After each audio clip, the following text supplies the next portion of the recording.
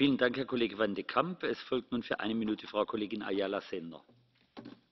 Señor presidente, yo felicitar también al colega Riquet por su informe, que aúna la ligereza de la idea de que algún día podremos montarnos en el móvil o que nos traiga el desayuno directamente, ¿verdad?, y que nos lleve a casa, con la solidez de sus reflexiones sobre la necesidad de financiación y la necesidad de un marco legislativo. Y, por lo tanto, yo animo también a la Comisión y a la comisaria aquí presente para que implemente más las inversiones sobre la parte sinergias en el CEF entre transporte, telecomunicación y energía, o también las inversiones en nodos urbanos, precisamente para facilitar a las empresas pequeñas de transporte.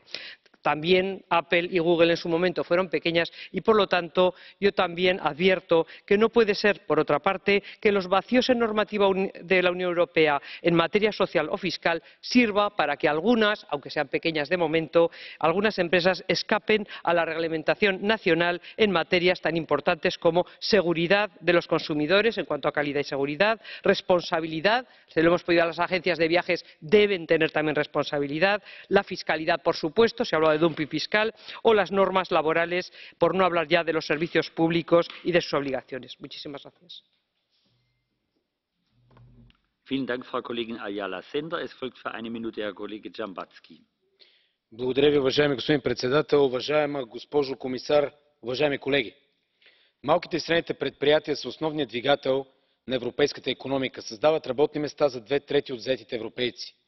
Освен това, те придават добавена стойност